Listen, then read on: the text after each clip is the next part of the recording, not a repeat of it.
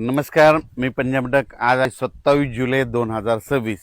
आजपासून महाराष्ट्रात काय परिस्थिती राहणार आहे हे आजच्या अंदाजामध्ये देणार आहे.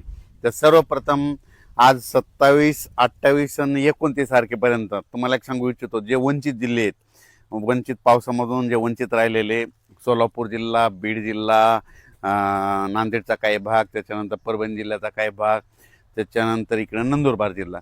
तर ह्या जिल्ह्यातल्या म्हणजे 5 जिल्ह्याला सांगू इच्छितो की परभणी जिल्हा, नांदेड जिल्हा, धाराशिव, सोलापूर आज म्हणजे दुपारनंतर म्हणजे दुपारपर्यंत ऊन पडेल, पण दुपारच्या नंतर 3-3:30च्या नंतर मग काय होणार आहे, काळकुट्ट आभाळ येईल आणि मग ह्या 5-6 जिल्ह्यामध्ये जवळपास 27, 28 आणि 29 तारखेपर्यंत अर्ध्या घंट्याचा 1 तासाचा जोराचा पाऊस पडणार आहे, म्हणून हा अंदाज लक्षात घ्यायचा. त्याच्यानंतर मग राज्यात आता परिस्थिती कशी राहणार आहे, तर राज्यातल्या सर्व शेतकऱ्याला सांगू इच्छितो की सर्वप्रथम मराठवाड्याची जे तहान भागवणारं धरण आहे ते जायकवाडी धरण म्हणजे नाथसागर, तर आजच्यानं कंप्लीट सकाळच्या अपडेटनुसार ते 54% झालंय. तर मराठवाड्यातले जे तहान भागवणारे जायकवाडी धरण आहे उद्यापर्यंत ते 62% जाईल, कारण की आज 60,000 क्युसेसनं पाणी चालू आहे. तर 62,000पर्यंत जाणार आहे, म्हणून हा अंदाज सर्व शेतकऱ्यांनी लक्षात द्यायचा. त्याच्यानंतर परत एक तुम्हाला शेतकऱ्यासाठी आनंदाची बातमी, कारण की बंगालच्या खाडीमध्ये एक कमी दाबाचा पट्टा तयार होत असल्यामुळं 29 तारखेला ते काय होणार आहे की इकडं नागपूरकडे येणार आहे. 29, 30, 31 आणि 1 तारखेच्या दरम्यान मग नागपूर, चंद्रपूर, वर्धा, भंडारा, गोंदिया, यवतमाळ, अमरावती, वाशिम, हिंगोली, अकोला, बुलढाणा, शेगाव, खामगाव, मेकर, जळगाव जामोद, जळगाव, नांदुरबार, जळगाव, धुळे, नंदुरबार आणि त्याच्यानंतर त्र्यंबकेश्वरकडं आणि इकडं गुजरातकडे जाणार आहे.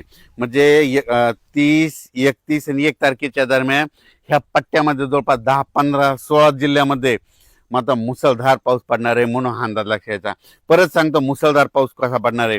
नाशिक जिल्हा, नंदुरबार जिल्हा, धुळे जिल्हा, जळगाव जिल्हा, संभाजीनगरचा उत्तरेकडील भाग संभाजीनगर, त्याच्यानंतर जालना जिल्ह्याचा राजूर गणपतीच्या तिकडून जळगावपर्यंत म्हणजे जळगाव जिल्हा, जळगावपर्यंत, त्याच्यानंतर इकडं बुलढाणा जिल्हा पूर्ण, अकोला जिल्हा पूर्ण, अमरावती जिल्हा पूर्ण, त्याच्यानंतर इकडं नंदुरबार, आपलं नागपूर, भंडारा, गोंदिया, चंद्रपूर, यवतमाळ आणि वाशिम ह्या पट्ट्यामध्ये काय होणार आहे, मुसळधार पाऊस पडणार आहे. कारण की जे चक्रीवादळ मध्य प्रदेश आणि महाराष्ट्राच्या बांधीनं हे कमी दाबाचा पट्टा असा जाणार आहे आणि गुजरातमध्ये जाऊन मात्र धुमाकूळ घालणार आहे, म्हणून गुजरातच्या शेतकऱ्यांनी हे अंदाज लक्षात घ्यायचा. मध्य प्रदेशच्या बुरहानपूर खांडवा शेतकऱ्यांनी अंदाज लक्षात घ्यायचा.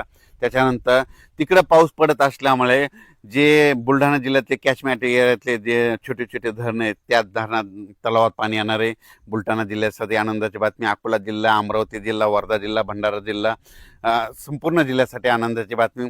पण ते तिकडं पाऊस पडत असल्यामुळे परभणी जिल्हा, नांदेड जिल्हा, त्याच्यानंतर लातूर जिल्हा, धाराशिव जिल्हा, बीड जिल्हा आणि जालना जिल्ह्यात इकडं देखील काय होणार आहे, म्हणजे ह्या 3 दिवसात म्हणजे 27, 28, 29 पाऊस पडणार आहे. पण 30, 31 आणि 1 तारखेच्या दरम्यान परभणी, हिंगोली, नांदेड, लातूर, धाराशिव, बीड आणि संभाजीनगर जिल्ह्यात देखील जोराचा पाऊस पडणार आहे, म्हणून हे परभणी जिल्ह्यातल्या शेतकऱ्यांसाठी आनंदाची बातमी. त्याच्यामुळं अहिल्यानगर जिल्ह्याला देखील पाऊस पडणार आहे, म्हणून अहिल्यानगर जिल्ह्यासाठी आनंदाची बातमी. त्याच्यानंतर इकडं